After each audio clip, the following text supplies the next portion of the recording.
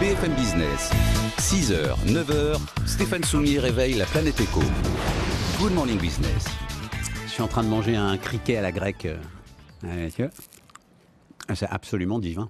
C'est bon, hein. Ah, faut enlever les ailes. Alors, c'est pas obligatoire, mais pour une première fois, on conseille de le faire sans, parce que ça a tendance à coller un petit peu au palais. Mais... C'est Bastien Rabastens qui me répond, le cofondateur de Jiminy's, pendant que je mange son criquet à la grecque. J'ai un peu de mal avec la tête, Bastien, je vais vous dire. J'ai enlevé les ailes, j'ai un peu de mal. C'est pas grave, la tête, c'est pas un souci, vous pouvez la laisser à côté. Mais c'est super bon. C'est très très bon.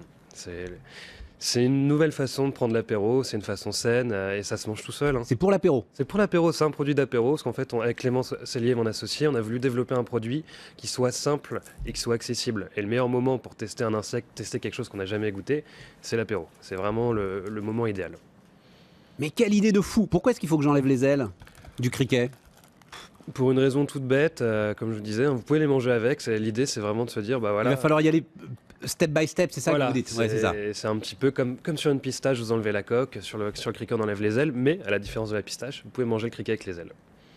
C'est juste que la pistache avec la coque, Vous pouvez, ça va croustiller un peu.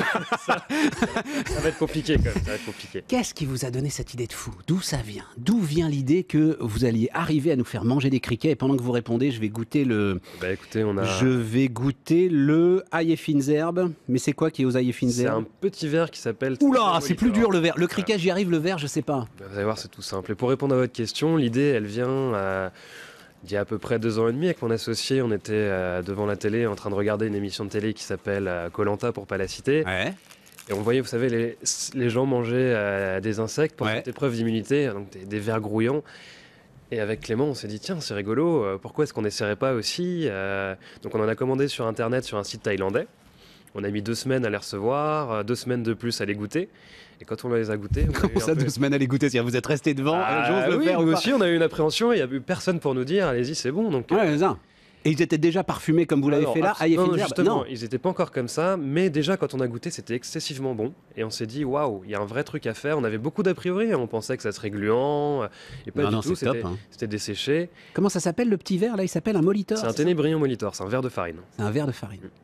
Bon, après, alors, d'abord c'est bon. Aucun problème.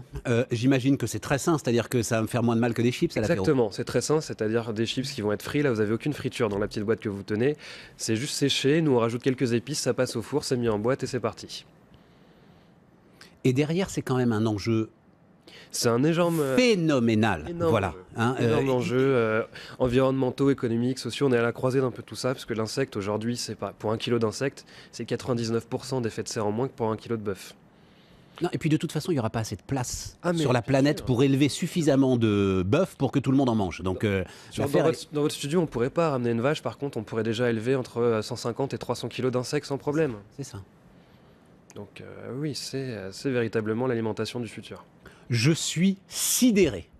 Non, parce que franchement, c'est bon. Voilà. Alors, Dieu sait que j'étais prêt à tout pour faire la promotion de cette jeune entreprise qui s'appelle donc Jiminy's, avec des i partout, Jimini''S. Mais c'est absolument divin. Ça coûte cher. Enfin, je veux dire, pour le vendre, alors vous allez distribuer ça. C'est pas bio, donc vous n'allez pas. C'est pas bio. C'est pas bio. C'est pas bio, mais aujourd'hui, le prix moyen, on est entre 6,90 € et 7,20 € la boîte. Et ça démarre là?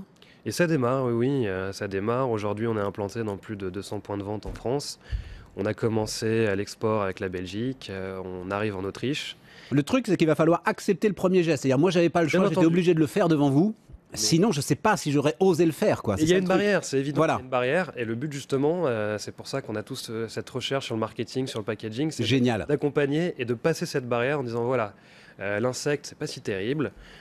Notre argument de vente, c'est pas de dire qu'il faut manger des insectes à tout prix pour sauver la planète. C'est de dire, il faut peut-être essayer une première fois pour voir ce que ça donne. Et puis, si vous aimez ça, n'hésitez pas à y revenir. C'est super bon.